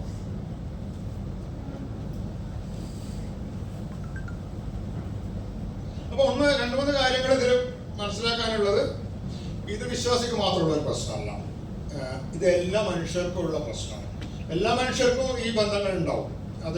അപ്പൊ അതുകൊണ്ട് തന്നെ ഈ ബന്ധങ്ങളിൽ വരുന്ന ഇടർച്ച എന്ന് പറഞ്ഞാൽ എല്ലാ മനുഷ്യർക്കും ഉള്ള പ്രശ്നമാണ്. 2, ജീവിതത്തിന്റെ വിഷമഘട്ടത്തിൽ ഇപ്പൊ നമ്മൾ കാണുന്ന രോഗികളുടെ കഠിനമായ രോഗാവസ്ഥ, മാറാൻ എന്നുള്ളത് ജീവിതത്തിലെ ഒരു വലിയ വിഷമഘട്ടമാണ്. ഈ വിഷമഘട്ടത്തിൽ സാധാരണഗതിയിൽ ഈ ബന്ധങ്ങളിൽ ഇടർച്ച വരാം. ഇത് മാത്രമൊന്നുമല്ല, നേരത്തെ പരീക്ഷയ്ക്ക് തോറ്റു കഴിഞ്ഞാൽ ആ സമയത്ത് നമ്മുടെ ആത്മീയതയിൽ ഒരു വ്യത്യാസം വരാം. അതായത് ചില വിശ്വാസങ്ങൾ ഒക്കെ വ്യത്യാസം വരാം. വേറെ ഒരു ബുദ്ധിമുട്ട് വന്നു എന്നുള്ള കാര്യം. ഇപ്പൊ നമ്മുടെ ജീവിതത്തിൽ എല്ലാ ബുദ്ധിമുട്ടിന്റെ സമയത്തും ഈ ആത്മീയത ഇങ്ങനെ കുറഞ്ഞു വരും, വ്യത്യാസം വരും. പക്ഷെ ഇതൊരു വലിയ ബുദ്ധിമുട്ടായതുകൊണ്ട് ഇതിൽ എല്ലാ മേഖലയിലും പ്രവർത്തിക്കുന്നു. ഇതിലൊരു ആത്മീയ പ്രശ്നങ്ങൾ ധാരാളം. 3, തിരിച്ചുണ്ട്. ഈ ഘട്ടത്തിൽ നമ്മൾ ഒന്നും കൂടി നോക്കുന്നുണ്ട്. ഇതിന്റെ നെഗറ്റീവ് സൈഡ് മാത്രമല്ല നമ്മൾ നോക്കുന്നത്. ഈ ഘട്ടത്തിൽ നമുക്ക് ധൈര്യം കിട്ടുന്ന, നമുക്ക് സപ്പോർട്ട് കിട്ടുന്ന ചില മേഖലകളുണ്ട്. ഈ ബന്ധങ്ങളിൽ തന്നെ ഇപ്പോ ഇന്ന ആൾ ഇവിടെ ഉള്ളതാണ് എൻ്റെ ഒരു ധൈര്യം, അല്ലെങ്കിൽ ഇതൊരു ചിലപ്പോൾ ദൈവവിശ്വാസമാവാം, അല്ലെങ്കിൽ ഒരു വ്യക്തിയാവാം, അല്ലെങ്കിൽ എനിക്കൊരു സന്തോഷം കിട്ടുന്നത്, ഈ സമയത്തും എനിക്ക് സന്തോഷം കിട്ടുന്നത് ഇന്ന പാട്ട് കേൾക്കുമ്പോഴാണ്. അപ്പൊ ഇതില് 2 ഉണ്ട്. നമുക്ക് ഈ വിഷമം 2 നമ്മൾ നോക്കുന്നത്. 1, എന്തൊക്കെ ബന്ധങ്ങൾ, എന്തൊക്കെ അടുപ്പങ്ങളിലാണ് ഇടർച്ച വന്നിട്ടുള്ളത്. 2, ഈ സമയത്തും ഈ വളരെ ബുദ്ധിമുട്ടുള്ള ജീവിതകാലത്തും എന്തൊക്കെ അടുപ്പങ്ങളും എന്തൊക്കെ ബന്ധങ്ങളും എന്തൊക്കെ വിശ്വാസങ്ങളുമാണ് നിങ്ങൾക്ക് ധൈര്യം നൽകുന്നത്. നല്ലൊരു കാര്യം. ഈ വിശ്വാസം അത്രമാത്രം ശരിയായിക്കൊള്ളണോ എന്നല്ല അയാളുടെ ഭാഗത്തുനിന്നുള്ള അഭിപ്രായമാണ്. എനിക്ക് ആലോചിക്കുമ്പോൾ ഇങ്ങനെ ഗുരുവായൂരപ്പനുള്ള വിശ്വാസമാണ് എൻ്റെ ധൈര്യം എന്നൊക്കെ പറഞ്ഞ് ചില രോഗികളെ കണ്ടിട്ടുണ്ട്. ഗുരുവായൂരപ്പുള്ള വിശ്വാസം കൊണ്ട് അത് നടക്കോ ഇല്ലയോ എന്നുള്ള വേറെ ചോദ്യം. അത് പക്ഷെ നമ്മളല്ല, അയാളെ തീരുമാനിക്കുന്നത്. അപ്പോൾ ഇത് 2 ഭാഗങ്ങളും നമ്മൾ മാപ്പ് ചെയ്തു. അപ്പൊ ഇനി അത് മാപ്പ് ചെയ്ത് കഴിഞ്ഞാൽ നമ്മൾ എങ്ങനെ ഇടപെടാൻ പറ്റും. കാരണം ഇത് നമ്മൾ മറ്റേ ഒരു പുറത്ത് നിന്നിട്ട് ഒരു വൂൺ കെയറോ അല്ലെങ്കിൽ ഒരു പെയിന് മെഡിസിൻ കൊടുക്കുന്ന പോലെ അല്ല. കാരണം ഇയാളുടെ ഉള്ളിലാണ് ഇത് മുഴുവൻ നടക്കുന്നത്. ഈ ആത്മീയ പ്രശ്നങ്ങൾ മുഴുവൻ നടക്കുന്നത് ഇയാളുടെ ഉള്ളിലാണ്. അപ്പൊ അതിൽ ഇടപെടലും ഒരു വ്യത്യാസം ഉണ്ടാക്കണമെങ്കിൽ അതിലിടപെടണം. പിന്നെ നമ്മൾ ആലോചിക്കുന്ന പോലെയല്ല അയാൾ ആലോചിക്കുന്നുണ്ടാവും. ഓരോ രോഗി വ്യത്യാസമായിട്ട് ആലോചിക്കുന്നുണ്ട്. അപ്പൊ ആദ്യം അയാളുടെ ആലോചനകൾ എത്രമാത്രം നമുക്ക് മനസ്സിലാക്കാനും ഉൾക്കൊള്ളാനും ശ്രമിക്കുന്നുള്ള പ്രധാനമാണ്. അത് കഴിഞ്ഞിട്ടാണ് നമ്മൾ അതിൽ ഏതൊക്കെ മേഖലയിൽ നമുക്ക് സഹായിക്കാൻ പറ്റും. നമുക്കൊരു ഉത്തരം മറ്റേ പ്രശ്നങ്ങളിലെ പോലെ ഒരു റെഡിമെയ്ഡ് ഉത്തരം കൊടുക്കാൻ പറ്റില്ല. നിങ്ങൾ ഇങ്ങനെ ചെയ്തോളൂ. അതുകൊണ്ടാണ് നിങ്ങൾ പറയുന്നത് ഇതൊന്നും അറിയാതെ അവിടെ ചെന്നിട്ട് പ്രാർത്ഥിച്ചാൽ മതി എന്ന് പറയുമ്പോൾ അത് നിങ്ങൾ കൂടുതൽ അപകടം ഉണ്ടാക്കണം. അയാൾ കേൾക്കാൻ പോകുന്നില്ല വേറെ കാര്യം. 2, അയാളുടെ ആത്മീയ പ്രശ്നത്തിലേക്ക് നിങ്ങൾ ഇടപെടുന്നില്ല എന്ന് അയാൾക്ക് മനസ്സിലാവും. അപ്പോൾ നമ്മൾ 1 ഇത് മാപ്പ് ചെയ്യുന്നു, പ്രശ്നങ്ങൾ ഐഡന്റിഫൈ ചെയ്യുന്നു, എന്നിട്ട് നമുക്ക് എന്ത് ചെയ്യാൻ പറ്റും എന്നുള്ളതാണ് 2ാമത്തെ. അപ്പൊ ഇതിലേറ്റവും പ്രധാനം നിങ്ങൾക്ക് ഉദാഹരണമായിട്ട് ഒരു വൂൺ കെയറിന് ഇറങ്ങി പുറപ്പെടണമെങ്കിൽ നിങ്ങൾക്ക് അതിനൊരു പരിശീലനം വേണം. എങ്ങനെയാണ് ഇത് ചെയ്യേണ്ടത്, സ്റ്റെറൈൽ പ്രിക്കോഷൻ എന്താണ് കോൺഗ്രസ്. ഇതേപോലെ നമ്മൾ വെറുതെ കയറിയിട്ട് അഭിപ്രായം പറയാവുന്ന ഒരു മേഖലയല്ല ആത്മീയ പ്രശ്നങ്ങൾ എന്ന് പറഞ്ഞാൽ.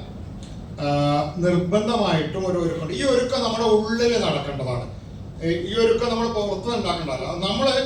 ഞാൻ നേരത്തെ പറഞ്ഞില്ലേ, നമ്മളുടെ ആത്മീയത, ഈ ഓരോരുത്തരുടെയും ആത്മീയത എന്ന് പറയുന്നത് ഈ വിവിധ ലോകങ്ങളായിട്ടുള്ള അടുപ്പാണ്. അപ്പോൾ നമ്മൾ ഒന്നാമത്തെ സ്റ്റെപ്പ് വേറൊരാളുടെ ആത്മീയത എന്താണെന്ന് നമ്മൾ തപ്പുന്നതിന് മുമ്പേ നമ്മുടെ ആത്മീയത എന്താണെന്ന് അറിയണം. ഇത് വേറെ നമ്മൾ പുറത്ത് പറയേണ്ട കാര്യമില്ല. പക്ഷെ നിങ്ങൾ എത്ര പേര് ഇങ്ങനെ 3 കാര്യങ്ങൾ, അതായത് നിങ്ങൾക്ക് നിങ്ങളോട് തോന്നുന്ന അടുപ്പമില്ലായ്മ, നിങ്ങളുടെ ചുറ്റുമുള്ള ലോകത്ത് നിങ്ങൾക്ക് അടുപ്പം തോന്നുന്ന കാര്യങ്ങൾ, ആളുകൾ അടുപ്പം തോന്നാത്ത കാര്യങ്ങൾ, നിങ്ങളുടെ വിശ്വാസങ്ങളിൽ നിങ്ങൾക്ക് അത്രമാത്രം സ്ട്രോങ് ആണ്, എത്രമാത്രം ശക്തമാണ് വിശ്വാസം, ഏതൊക്കെയാണ് വിശ്വാസം, ഇങ്ങനെ ഒരു മാപ്പിംഗ് നമ്മൾ ചെയ്തിട്ടുണ്ടോ എപ്പോഴെങ്കിലും? ആരെങ്കിലും? നമ്മൾ പല കാര്യങ്ങളും ചെയ്തു പോകുന്ന തിരക്കിന്റെ ഇടയിൽ നമ്മളെ പറ്റി ആലോചിക്കാനൊരു സമയം കിട്ടും. അപ്പോൾ നമ്മൾ പാലിയേറ്റീവ് കെയറിൽ സ്പിരിച്വൽ കെയർ എന്ന് പറഞ്ഞ് ഇറങ്ങുന്നതിന് മുമ്പേ അവനവനെ പറ്റിയൊരു ധാരണ വേണം. ഇതാണ് ഞാൻ, ഇതാണ് എൻ്റെ അടുപ്പങ്ങൾ, ഇതാണ് എൻ്റെ ശക്തി, ഇതാണ് എൻ്റെ ദൗർബല്യങ്ങൾ, ഇതാണ് എനിക്കിഷ്ടമുള്ള കാര്യങ്ങൾ, ഇതാണ് എനിക്ക് അടുപ്പം തോന്നുന്ന കാര്യങ്ങൾ, ഇതാണ് എനിക്ക് അടുപ്പം തോന്നുന്ന കാര്യങ്ങൾ. ഇത് നിങ്ങളുടെ വിശ്വാസങ്ങൾ എന്താണ്? വിശ്വാസം എന്താണെന്നുള്ളതൊരു പ്രശ്നമല്ല. അതിലും പ്രധാനം എത്രമാത്രം സ്ട്രോങ് ആണ് വിശ്വാസം, എത്രമാത്രം ബ്ലൈൻഡ് ആണ്. നിങ്ങളിത് ഉറച്ചു വിശ്വസിക്കുന്നുണ്ടോ, അല്ല നിങ്ങളൊരു ചെറിയ വിശ്വാസമാണോ? ചെറിയ വിശ്വാസം കൊണ്ട് വിശേഷ ക്രൈസിസിന് വലിയ കാര്യമുണ്ട്. അപ്പോൾ ഇത് അവനവനെ പറ്റിയൊരു ധാരണ. ഇത് നമ്മൾ ഉണ്ടാക്കുന്നത് ഇത് രോഗിയുടെ മേത്തേക്ക് പ്രയോഗിക്കാനല്ല. രോഗിയുടെ മേത്ത് രോഗി വേറെ ആളാണ്, അയാളുടെ ഈ മേഖലയിലുള്ള ഉത്തരങ്ങൾ വ്യത്യാസമായിരിക്കും. അപ്പോൾ അതുകൊണ്ട് തന്നെ അയാളുടെ പ്രശ്നങ്ങൾ വ്യത്യാസം. പക്ഷെ അവനവന്റെ ആത്മീയത മാപ്പ് ചെയ്യുക, അടയാളപ്പെടുത്താതെ രോഗിയുടെ ആത്മീയത എന്താണെന്ന് അന്വേഷിച്ച് പോകുന്നത് ശരിയാവില്ല. അതിൽ റിസൾട്ട് മോശമായിരിക്കും. മാത്രമല്ല നിങ്ങളത് ചെയ്യുന്നത് ശരിയല്ല. കാരണം അവനവനെ പറ്റി ഒരു ധാരണ വരാതെ വേറൊരാളെ പറ്റി. അപ്പോൾ ഇതാണ് അതിന് വേണ്ട ഒരു ബേസിക് വ്യത്യാസപ്പെട്ട് നമ്മളൊന്ന് മനസ്സിലാക്കാനുള്ളത്. ഇതേ അന്വേഷണമാണ് നമ്മൾ രോഗിയുടെ അടുത്ത് ചെയ്യുന്നത്. പക്ഷെ ഉത്തരം വ്യത്യാസമായിരിക്കും നമ്മൾ അറിയണം. എനിക്ക് ഇന്നത് ചെയ്താൽ എനിക്ക് പുഴയുടെ അടുത്ത് ചെന്നിരുന്നാൽ നല്ല സമാധാനം കിട്ടും. എന്താ പിന്നെ ഇനി എല്ലാ രോഗികളും പുഴയുടെ അടുത്ത് ചെന്നിരുന്നാൽ മതി. ഞാനൊരു ബുദ്ധിമുട്ട് വന്നാൽ ഒരു പാട്ട് കേൾക്കുകയാണ് ചെയ്യുക. നിങ്ങൾക്കത് രോഗിയോട് പറയാൻ പറ്റില്ല.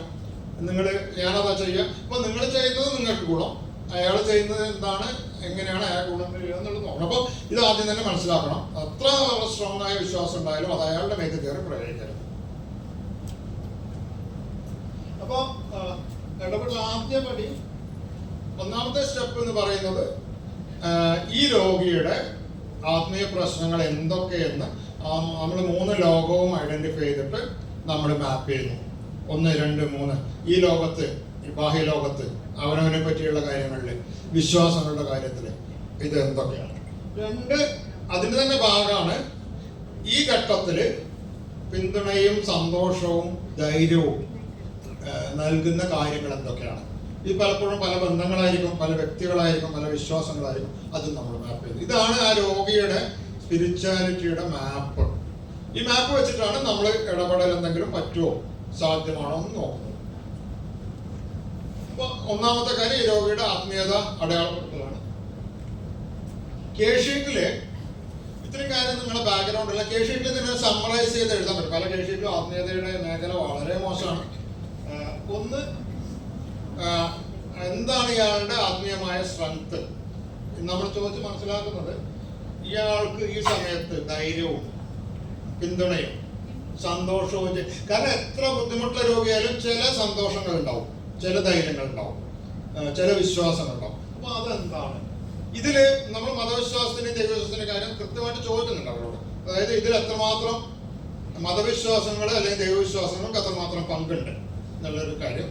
3, ഇതില് ബുദ്ധിമുട്ട് നേരത്തെ ഉണ്ടാവുകയും ഇപ്പൊ മോശമാവുകയും ചെയ്തിട്ടുള്ള ഏതെങ്കിലും ബന്ധങ്ങള് അല്ലെങ്കിൽ അടുപ്പങ്ങള് മെച്ചപ്പെടുത്തുന്നതിന് നമ്മുടെ ഒരു സഹായം കൊണ്ട് പറ്റുമോ? ഇത് ചോദ്യം നമ്മൾ രോഗിയാണ് നിങ്ങളോട് ആവശ്യപ്പെടേണ്ടത്. പക്ഷെ നിങ്ങൾ ഇത് സഹായിക്കാൻ തയ്യാറാണെന്ന് പറഞ്ഞു. അല്ലാതെ നിങ്ങൾ പോയിട്ട് സ്വന്തം നിലക്ക് ഇത് ചെയ്തോളൂ എന്ന് പറയരുത്. അപ്പൊ ഇത്രയും കാര്യങ്ങള്, ഈ 3 കാര്യങ്ങള് കേഷീറ്റിൽ ഉണ്ടാവണം. നമ്മൾ ആത്മീയമായിട്ട് സ്പിരിച്വൽ പ്രോബ്ലംസ് കേഷീറ്റിൽ ഐഡന്റിഫൈ ചെയ്യുന്നുണ്ടെങ്കിൽ ഈ 3 കാര്യങ്ങൾ കേഷീറ്റിൽ ഉണ്ടാവണം. അപ്പൊ അതിന്റെ കൂടെയുള്ള ഒരു വളരെ പ്രധാനപ്പെട്ട കാര്യം, നമ്മൾ ഈ ഇത് പലപ്പോഴും നമ്മൾ ഈ മുറിവ് വെച്ച് കെട്ടുന്നതിന്റെയും മരുന്ന് കൊടുക്കുന്നതിന്റെയും വീട്ടിൽ ഫുഡ് കിറ്റ് എത്തി കൊടുക്കുന്നതിന്റെ ഇടയിൽ മറന്നു പോകുന്നൊരു കാര്യമുണ്ട്. അതായത് ഈ മനുഷ്യർക്കൊക്കെ, നമ്മളെല്ലാ മനുഷ്യർക്കും നമ്മുടെ ജീവിതത്തിൽ ചില ഉദ്ദേശങ്ങളുണ്ട്. ഒരു ആത്യന്തികമായിട്ട് മോക്ഷം നേടുന്ന അങ്ങനത്തെ ഉദ്ദേശമല്ല പറയുന്നത്. പരീക്ഷ പാസ്സാവുക, അല്ലെങ്കിൽ കുട്ടികളുടെ പഠിത്തം, വീട് വെക്കുക, ചെറിയ അല്ലെങ്കിൽ ജീവിതത്തിൽ പ്രധാനമാകുന്ന കാര്യങ്ങൾ. ഇത് പലപ്പോഴും ദീർഘകാലത്തേക്കുള്ള നമ്മളിപ്പോൾ നിങ്ങൾക്കറിയാം, നിങ്ങൾ വരുന്ന 5 കൊല്ലത്തിൽ എന്താ ചെയ്യാൻ വിചാരിക്കുന്നത്, അല്ലെങ്കിൽ വരുന്ന 10 കൊല്ലത്തിൽ എന്താ ചെയ്യാൻ വിചാരിക്കുന്നത് നമ്മൾ കണക്കൂട്ടി കഴിഞ്ഞാൽ നമുക്ക് എല്ലാവർക്കും അതിന് ഉത്തരം ഉണ്ടാവും. നമ്മൾ ചിലപ്പോൾ അത് എഴുതി വെച്ചിട്ടൊന്നും ഉണ്ടാവില്ല, പക്ഷെ എനിക്കിതാണ് വേണ്ടത്. എൻ്റെ ഇപ്പോൾ മകൻ്റെ കല്യാണം, അല്ലെങ്കിൽ മകളുടെ കല്യാണം, അല്ലെങ്കിൽ വീട്, അല്ലെങ്കിൽ പ്രൊമോഷൻ, അല്ലെങ്കിൽ അങ്ങനെ പല കാര്യങ്ങളുണ്ടാവും. അപ്പോൾ ഈ നിങ്ങൾക്ക് പെട്ടെന്ന് ഒരു മാരക രോഗം വരികയും നിങ്ങൾക്ക് ഇനി ഒരു 3 മാസമേ ജീവിക്കാൻ ബാക്കിയുള്ളൂ, അല്ലെങ്കിൽ 6 മാസം ജീവിക്കാൻ ബാക്കിയുള്ള സ്ഥിതി വരികയും ചെയ്യുമ്പോൾ ആദ്യം നശിച്ചു പോകുന്നത്, പെട്ടെന്ന് തകർന്നു പോകുന്നത് നിങ്ങളുടെ ഈ സ്വപ്നങ്ങളും ഈ ഉദ്ദേശങ്ങളുമാണ്. കാരണം മകളുടെ കല്യാണം വൃത്തിയായി നടത്തുക എന്നുള്ളതാണ് എൻ്റെ ഒരു ജീവിതോദ്ദേശം എന്ന് വിചാരിക്കുന്ന ഒരാൾക്ക്. മകൾക്ക് ഇപ്പോൾ 8 വയസ്സേ ആയിട്ടുള്ളൂ. ഇനി നിങ്ങൾ 6 മാസം കൂടി ഉണ്ടാവുള്ളൂ എന്ന് പറഞ്ഞാൽ മനസ്സിലാവുമ്പോൾ നടക്കില്ല. അപ്പോൾ ഈ നമ്മൾ കാണുന്ന രോഗികളുടെ ഒരു പ്രധാന പ്രശ്നം, അവർ നേരത്തെ കണക്കൂട്ടി വെച്ചിരുന്ന സ്വപ്നങ്ങള്, ആഗ്രഹങ്ങള്, പ്രതീക്ഷകള് മുഴുവൻ നശിച്ചു. അപ്പോൾ പിന്നെ നമ്മൾ അവരോട് പറയുന്നത്, നിങ്ങൾ ഈ മരുന്നൊക്കെ കഴിച്ച് ഞങ്ങൾ ഇടയ്ക്കൊക്കെ വരാം, ഈ മരുന്നൊക്കെ കഴിച്ച് ഇങ്ങനെയൊക്കെ കഴിഞ്ഞാൽ നിങ്ങൾക്ക് 6 മാസം കൂടി വേദനയും ബുദ്ധിമുട്ടും ഇല്ലാതെ ജീവിക്കാം എന്നാണ് പറയുന്നത്. അപ്പൊ അതിനൊരു ചോദ്യമുണ്ട്, ഈ ഒരു ജീവിതത്തിൽ ഒരു ഉദ്ദേശമില്ലാത്ത ഒരു മനുഷ്യൻ എന്തിനും 6 മാസം ജീവിക്കണം? അയാൾ നിങ്ങളോട് ചോദിച്ചില്ലെങ്കിലും അയാളുടെ മനസ്സിലുണ്ടാവും, ഞാനിങ്ങനെ ഒരു വെറുതെ വെജിറ്റബിൾ പോലെ 6 മാസം ജീവിച്ചിട്ട് എന്താ കാര്യം? അപ്പോൾ ഒരു പ്രധാന ഉദ്ദേശം, നമ്മുടെ ഒരു പ്രധാന ലക്ഷ്യം, സ്പിരിച്വൽ കെയറിലെ ഒരു പ്രധാന ലക്ഷ്യം, നിങ്ങൾക്ക് ഈ 6 മാസം ജീവിക്കാൻ എന്തെങ്കിലും ഒരു ഉദ്ദേശം കണ്ടുപിടിക്കാൻ പറ്റുമെന്നുള്ളതാണ്. ഈ ഉദ്ദേശം എനിക്ക് അടുത്ത ദിവസം ഞാനൊരു 3 മാസം കൊണ്ട് മരിച്ചു പോകും, പക്ഷെ എനിക്ക് 2 മാസം കൊണ്ട് ചെയ്യാവുന്ന ഒരു കാര്യമുണ്ട്, അല്ല അതെനിക്ക് പ്രധാനപ്പെട്ട ഒരു കാര്യമാണ്. അല്ലെങ്കിൽ എനിക്ക് നാളെ ചെയ്യാവുന്ന ഒരു കാര്യമുണ്ട്. ഇതിന്റെ ഉത്തരം ഈ നമ്മൾ നേരത്തെ പറഞ്ഞ ബന്ധങ്ങളിലും ഇടർച്ചകളിലും ഉണ്ടാവാം. ഞാൻ ആലോചിച്ച് വെച്ച ചില കാര്യങ്ങൾ, അല്ലെങ്കിൽ എനിക്ക് അടുപ്പമുണ്ടായിരുന്ന ചില കാര്യങ്ങൾ, ഇത് വ്യത്യാസം വരുന്നുണ്ട്, ഇതിൽ കുറച്ചുകൂടി വ്യത്യാസം വരുത്താൻ പറ്റും. ഇത് ചിലപ്പോൾ ഒരു പഴയ സുഹൃത്തിനെ കാണലായിരിക്കും, ഇത് ചിലപ്പോൾ ഒരു വളരെ ചെറിയ ഒരു 6 മാസം കൊണ്ട് ചെയ്യാവുന്ന ഒരു പുസ്തകം വായിച്ചു തീർക്കലായിരിക്കും, ചിലപ്പോൾ അങ്ങനെ ഒരു പാട്ട് കേൾക്കലായിരിക്കും. ഇപ്പൊ നമ്മൾ ആദ്യത്തെ മാപ്പിങ്ങിൽ നിന്ന് നമ്മൾ എടുക്കുന്നത്, ഇതിൽ നമുക്ക് ഇയാളോട് സജസ്റ്റ് ചെയ്യാവുന്ന ഷോർട്ട് ടേം ഗോൾസ്, കാരണം ലിമിറ്റഡ് ടൈമേ ഉള്ളൂ. ഷോർട്ട് ടേം ഗോൾസ്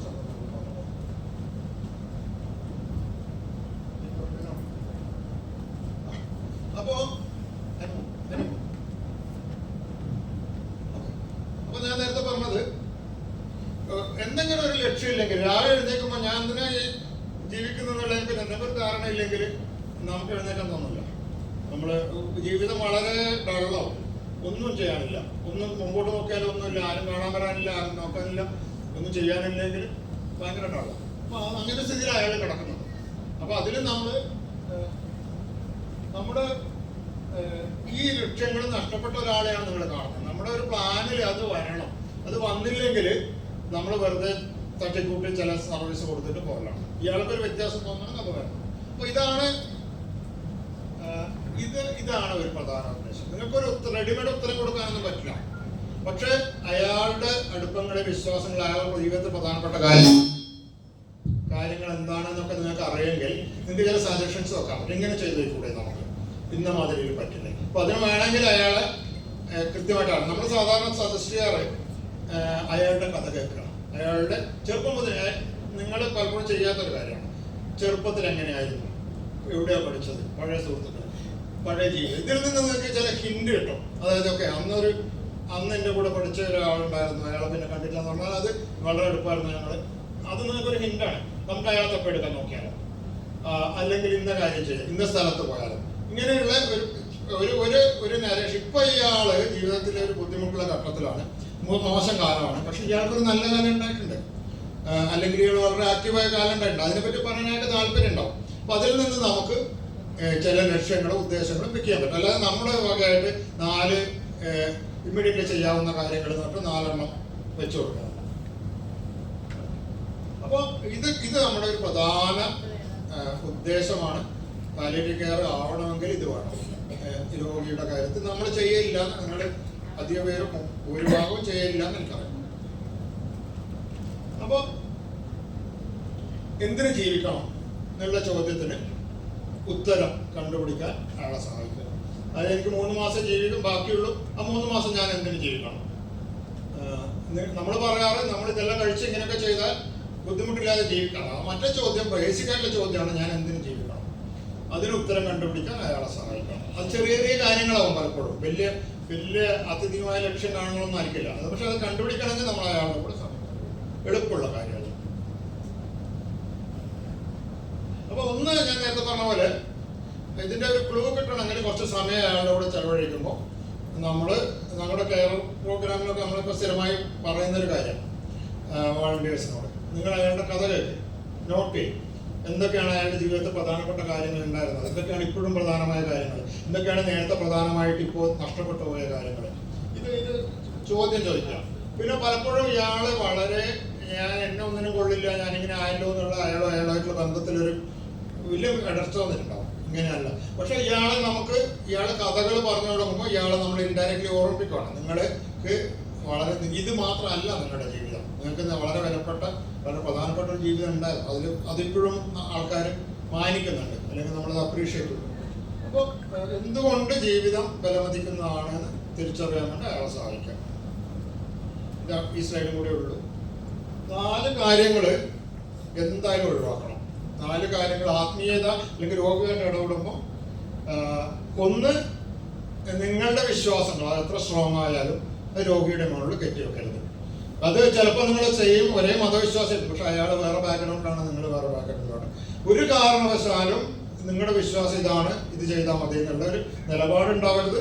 അത് രോഗിയുടെ. പിന്നെ അയാൾ പറയുന്ന ചില കാര്യങ്ങളോട് നിങ്ങൾക്ക് യോജിപ്പുണ്ടാവില്ല. അയാളുടെ ചില വിശ്വാസം നിങ്ങൾക്ക് തോന്നുന്നു ഇത് മഹാന്തവിശ്വാസമാണ്, അല്ലെങ്കിൽ ഇങ്ങനെയല്ല വിശ്വാസം. പക്ഷെ അത് നിങ്ങൾക്ക് വിയോജിപ്പുണ്ടെങ്കിലും അതിന്റെ മുകളിൽ കയറിയിട്ട് ചോദ്യം അത് ചോദ്യം ചെയ്യാനുള്ള സമയമല്ലത്. നിങ്ങളുടെ ഉദ്ദേശം ഇയാളെ കംഫർട്ടബിൾ ആക്കണം. അപ്പോൾ നിങ്ങൾക്ക് വിയോജിപ്പുണ്ടെങ്കിൽ പറയാം, ഞാൻ എഗ്രി ചെയ്യുന്നില്ല, പക്ഷെ അത് എന്തുകൊണ്ട് എന്നുള്ള ചോദ്യമില്ല. അത് എന്തുകൊണ്ട് വെച്ചാൽ അയാൾ അങ്ങനെയാണ്, നിങ്ങളുടെ എല്ലാ വിശ്വാസങ്ങളും അതുപോലെ തന്നെ ആയിരിക്കും. അപ്പോൾ ഒരു കാരണവശാലും രോഗിയുടെ വിശ്വാസങ്ങളെ ചോദിക്കുക, അതിനെ ബഹുമാനിക്കണം. 3, രോഗിക്ക് ഇപ്പൊ പ്രാർത്ഥന ഞാൻ എടുത്തു പറയാൻ കാരണം ഇത് സ്ഥിരമായി പറയുന്നൊരു കാര്യമാണ്. രോഗിക്ക് പ്രാർത്ഥന പ്രധാനമാണ് എന്ന് നിങ്ങൾക്ക് മനസ്സിലായിരുന്നില്ലെങ്കിൽ പ്രാർത്ഥനയുടെ കാര്യം എടുത്തിടരുത്. അയാളുമായിട്ടുള്ള സംഭാഷണത്തിൽ നിങ്ങൾ എനിക്ക് പ്രാർത്ഥിച്ചാലാണ് ചെറിയ സമാധാനം കിട്ടുന്നുണ്ട് എന്നുള്ള ഒരു സജഷൻ വരുമ്പോഴാണ് ഇത് പറയുന്നത്. അപ്പോൾ അല്ലാതെ കയറിയിട്ട് പ്രാർത്ഥിക്കാറുണ്ടോ ഇല്ലയോ, ദൈവവിശ്വാസിയാണോ അല്ലയോ, മതവിശ്വാസിയാണോ അല്ലയോ എന്നുള്ള ഒരു ചോദ്യം ഉണ്ടല്ലോ നമ്മുടെ സാധാരണ യാന്ത്രികമായിട്ടുള്ള, അത് ഒഴിവാക്കും. പിന്നെ ഒരു കാര്യം, നിങ്ങൾ വിശ്വാസമൊക്കെ ആയിരിക്കും, പക്ഷേ ഇതൊക്കെ ദൈവത്തിന്റെ തീരുമാനമാണെന്ന് അയാളുടെ പേര് പറയുന്നു. ആരുടെ തീരുമാനമാണെന്ന് നമ്മൾ തീരുമാനിക്കുന്നതല്ല. ഇപ്പൊ ദൈവത്തിന്റെ തീരുമാനമാണെങ്കിൽ പോലും അത് നിങ്ങളല്ല തീരുമാനിക്കുന്നത്. അപ്പോൾ അത് ഈ 4 കാര്യങ്ങൾ നിർബന്ധമായിട്ടും ഒഴിവാക്കണം. ഒന്ന്, നിങ്ങളുടെ വിശ്വാസങ്ങൾ നമ്മൾ നേരത്തെ നിങ്ങളുടെ ആത്മീയത മാപ്പ് ചെയ്യണം നോക്കണം. നിങ്ങളുടെ വിശ്വാസങ്ങൾ എന്തെന്ന് നിങ്ങൾ തിരിച്ചറിയണം, നിങ്ങളുടെ ബന്ധങ്ങൾ എന്തെന്ന് നിങ്ങൾ തിരിച്ചറിയണം, അതിനെപ്പറ്റി നിങ്ങൾക്കൊരു ധാരണ ഉണ്ടാവണം. അത് നിങ്ങൾ കംഫർട്ടബിൾ ആയിരിക്കാനുള്ള ഒരു വഴിയാണ്. അത് പക്ഷേ മറ്റൊരാളുടെ മേത്ത് പ്രയോഗിക്കരുത്. 2, അയാളുടെ വിശ്വാസങ്ങൾ എന്തായാലും നിങ്ങൾ കേൾക്കുമ്പോൾ തന്നെ നിങ്ങൾക്ക് ഒട്ടും യോജിപ്പുണ്ടാവില്ല അത്, പക്ഷെ അത് റെസ്പെക്ട് ചെയ്യുക, അതിനെ ചോദ്യം ചെയ്യാതിരിക്കുക. 3, പ്രാർത്ഥന ചെയ്യുക എന്നുള്ള വാക്ക് ഉപയോഗിക്കുക വളരെ അപൂർവമായിട്ട്. അയാളുടെ ഭാഗത്ത് ഇത് പ്രധാനമാണെന്നുള്ളൊരു ഇൻഫർമേഷൻ നിങ്ങൾക്ക് കിട്ടിയാൽ മാത്രം. 3, 4 എല്ലാം ദൈവവിധിയാണ് എന്നൊന്നും അവിടെ പോയിട്ട് ഉപദേശിക്കാതിരിക്കുക. കാരണം അതെന്ന് പറയാൻ നമ്മൾ ആളല്ല, നമ്മൾ അവിടെ കയറി വെറുതെ അത് കയറി ചടങ്ങ്. അപ്പൊ ഇത്രയാണ് പറയാനുള്ളത്. അപ്പോൾ ഒരു ചുരുക്കിയിട്ട് ഞാൻ എന്താണെന്ന് പറയാണ്. ഇത് നിങ്ങൾ വിചാരിച്ചു വെച്ച കാര്യങ്ങളെക്കാളും കുറച്ച് വ്യത്യാസമായിരിക്കും എനിക്ക് തോന്നുന്നു. പക്ഷെ നമ്മൾ അറിഞ്ഞിരിക്കണം, ഇത് നമുക്ക് നേരത്തെ പരിചയമില്ലാത്തത്. നിങ്ങൾ പഠിക്കുന്ന കാലത്ത് ഇത് സിലബസിൽ ഉണ്ടായിരുന്നില്ല.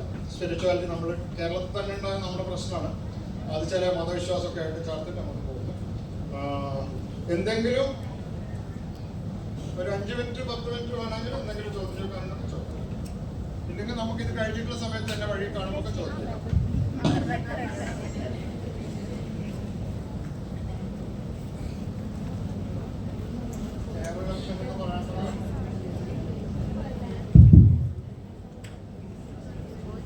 രണ്ടായിരത്തി 2017 മുതൽ സുരേഷ് സാറിന്റെ ആത്മീയത അങ്ങനെ പല ക്ലാസ്സിൽ ഇരുന്നിട്ടുണ്ട്. ഇവിടെ കേട്ടപ്പോൾ ഇത്ര ലളിതമായി ഇദ്ദേഹം അങ്ങനെ അവതരിപ്പിക്കാറില്ല എന്ന് ഞാൻ വിചാരിക്കുന്നത്. എൻ്റെ ഒരു എക്സ്പീരിയൻസിൽ പറയാം. അതുകൊണ്ട്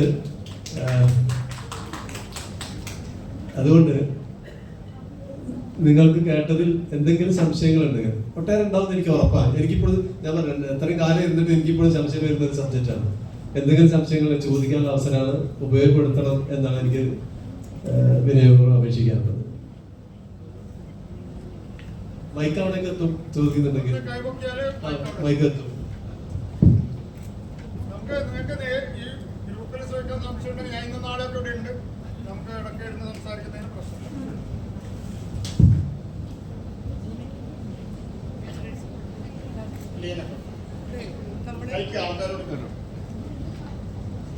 നമുക്കൊരു വിശ്വാസമില്ലാത്ത ഒരാളാണെങ്കിൽ നമ്മളുടെ അടുത്ത് പേഷ്യൻ്റ് പറയാണ് എനിക്ക് വേണ്ടി പ്രാർത്ഥിക്കണം, എൻ്റെ അസുഖം മാറാൻ വേണ്ടി പ്രാർത്ഥിക്കണം, എൻ്റെ വീട്ടുകാർക്ക് വേണ്ടി പ്രാർത്ഥിക്കണം എന്ന് പറയുന്നു. അപ്പം അങ്ങനെയാണെങ്കിൽ നമ്മൾ ഞാൻ പ്രാർത്ഥിക്കാം എന്നാണോ പറയേണ്ടത്? ഞാനതിൽ ആൾക്കാർ വ്യത്യാസമായിട്ട് പെരുമാറാറുണ്ട്. ഞാൻ അതിൽ ചെയ്യുന്ന ഒരു കാര്യം ഞാൻ അവരോട് പറയും, ഞാൻ അങ്ങനെ ഒരു വിശ്വാസമുള്ള ആളല്ല, ഞാൻ പ്രാർത്ഥിക്കാറുമില്ല. പക്ഷെ നിങ്ങൾ പറഞ്ഞ കാര്യം എനിക്ക് മനസ്സിലാവുന്നുണ്ട്. എൻ്റെ കൂടെയുള്ള ആൾക്കാർ പലതരത്തിൽ ചെയ്യുന്ന ആൾക്കാരാണ്, അവർ ചെയ്യും. കാരണം ഞാൻ കണ്ടിട്ടുള്ളത് രോഗി അതിനെ വളരെ അപ്രീഷിയേറ്റ് ചെയ്യുന്നതായിട്ട് കണ്ടിട്ടില്ല. ഞാൻ അയാളോട് പ്രാർത്ഥിക്കാന്നൊക്കെ പറഞ്ഞ് വീട്ടിൽ പോയിട്ട് ഞാൻ പ്രാർത്ഥിക്കാൻ പോകുന്നില്ല, അതെനിക്കറിയാം. അത് ചിലപ്പോൾ അയാളോട് പറയുന്നത് നമ്മുടെ വിശ്വാസങ്ങളും രോഗിയുടെ വിശ്വാസങ്ങളും എപ്പോഴും ഒന്നായിക്കൊള്ളുന്നില്ല. അത് നമുക്ക് രോഗിയോട് പറയുന്നതിനും പ്രശ്നമില്ല. അതിൽ ആകെയുള്ള പ്രശ്നം ഇത് ചെയ്താൽ മതി, നമ്മുടെ വിശ്വാസം അയാളുടെ തലയിൽ, കാരണം ഒരു അൺഈക്വൽ പവറാണ്. നമ്മൾ പരിചരിക്കാൻ പോകുന്ന ആളും അയാൾ പരിചരണം ഏറ്റുവാങ്ങുന്ന ആളാണ്. ഒരു കാരണവശാലും നമ്മുടെ വിശ്വാസം എന്തിൽ പ്രധാനമാണെന്നോ അല്ലെങ്കിൽ അങ്ങനെ പറയാതിരിക്കാം. മറ്റത് നമ്മൾ രണ്ട് വ്യക്തികളാണ്. ഇപ്പം ഇത് തന്നെ മതവിശ്വാസരായിരിക്കുമെന്നല്ല, രാഷ്ട്രീയ വിശ്വാസം, ഞങ്ങൾക്കൊക്കെ വളരെ കൃത്യമായ രാഷ്ട്രീയ വിശ്വാസമുള്ള ആൾക്കാരാണ്. രോഗിയുടെ രാഷ്ട്രീയ വിശ്വാസം വ്യത്യാസമായിരിക്കും. അയാളോട് സംസാരിക്കുമ്പോൾ നമ്മൾ പറയും എനിക്കെതിരെ അഭിപ്രായമുണ്ട്, പക്ഷെ നിങ്ങൾ പറയുന്നത് നമ്മൾ കേൾക്കാൻ തയ്യാറാണ്. അതെല്ലാം നേരത്തെ പറഞ്ഞ് മറ്റു വിശ്വാസങ്ങളെ നമ്മൾ ബഹുമാനിക്കുന്നു, റെസ്പെക്ട് ചെയ്യുന്നു, അത് അയാളോട് പറയുന്നു. പക്ഷെ എനിക്ക് അയാളെ ഇപ്പം പ്രാർത്ഥിക്കാൻ ഇഷ്ടമില്ലാത്ത ഒരാളെ, ഒരു രോഗിയെ പ്രാർത്ഥിക്കാൻ എനിക്ക് നിർബന്ധിക്കാൻ പറ്റാത്തതുപോലെ തിരിച്ച് പ്രാർത്ഥിക്കാൻ ഇഷ്ടമില്ലാത്ത എന്നെ നിർബന്ധിക്കാൻ പറ്റില്ല. ഇതിൽ നമ്മൾ ഈക്വലാണ്. ഒരു ഞാൻ പ്രത്യേകിച്ചിട്ടൊരു അയ്യോ പാവം അതുകൊണ്ട് അയാൾക്ക് വേണ്ടി പ്രാർത്ഥിച്ചോളാനില്ല. നമ്മളൊരു ഈക്വൽ ഗ്രൗണ്ടാണ്. ഞാൻ അയാളുടെ കാര്യങ്ങൾ ചോദിച്ചറിയുന്നു, അതിൽ എന്താണ് സഹായിക്കാൻ പറ്റുമെന്ന് നോക്കുന്നു. അയാൾക്ക് വേണമെങ്കിൽ എൻ്റെ കാര്യം ചോദിക്കാം, നിങ്ങൾക്ക് ഇതിലെന്താ നിലപാടെന്ന് ചോദിച്ചാൽ ഞാൻ സത്യസന്ധമായിട്ട് ഉത്തരം പറയുന്നു.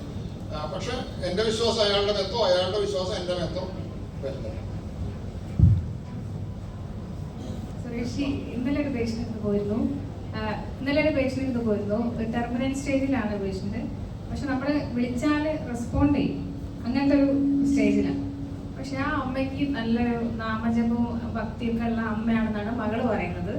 അപ്പോൾ മകളെന്നോട് ചോദിച്ചു, ഈ ഓം നമഃ ശിവായ അല്ലെങ്കിൽ ഏതെങ്കിലും റെക്കോർഡ് ഞാൻ അമ്മയുടെ ചെവിയുടെ അടുത്ത് വെച്ചാൽ അമ്മ ഉള്ളിൽ കേൾക്കുമോ എന്ന് എന്നോട് ചോദിച്ചു. അപ്പം ഞാൻ പറഞ്ഞു കേൾക്കാൻ മതിയോ അമ്മ, ചിലപ്പോൾ ഉള്ളവർക്ക് കേൾക്കാൻ മതിയോ, നിങ്ങൾക്ക് താല്പര്യം ഉണ്ടെങ്കിൽ നിങ്ങളത് വെച്ചു കൊടുത്തോളൂ.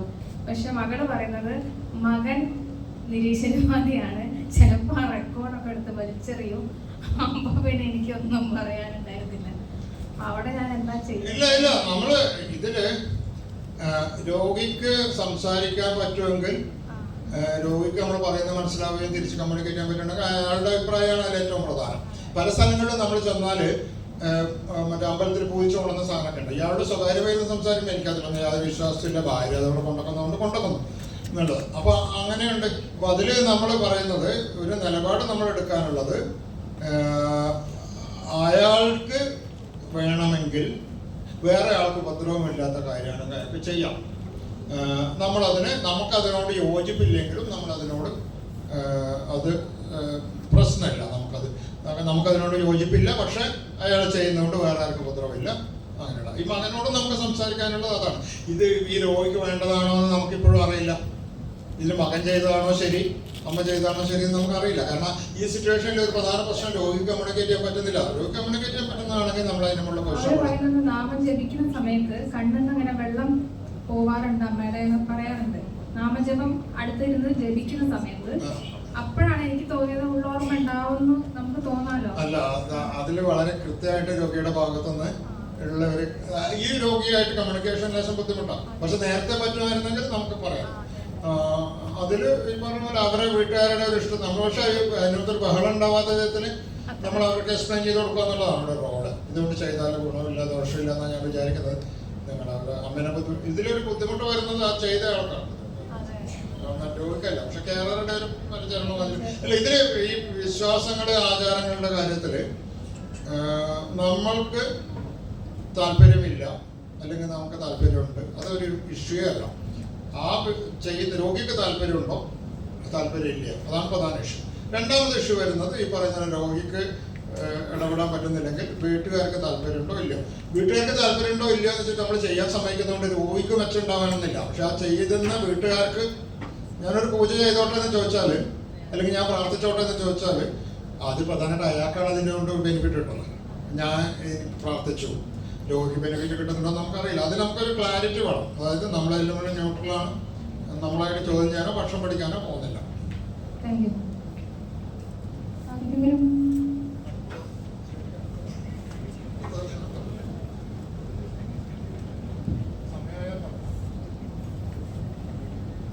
നമുക്ക് ഇടയിലൊക്കെ സംസാരിക്കാം, ഈ ദിവസങ്ങളിലും വഴിയിൽ കാണുമ്പോഴൊക്കെ സംസാരിക്കാം, ചാവെടുക്കുമ്പോഴൊക്കെ സംസാരിക്കാം. ഓക്കെ, അപ്പോൾ ഇതൊരു ഒന്ന് മനസ്സിലാക്കണം. ഇനി അവിടെ പോയിട്ട് പ്രാർത്ഥിക്കാറുണ്ടോ, പ്രാർത്ഥിച്ചുകൂടെ എന്നൊന്നും ചോദിക്കരുത്. 5 മിനിറ്റ് കൂടെ സമയമുണ്ടെന്നാണ് പറയുന്നത്. ആർക്കെങ്കിലും നല്ല ചോദ്യങ്ങൾ ചോദിക്കുകയാണെങ്കിൽ അവസരം ഉപയോഗിച്ചോളൂ.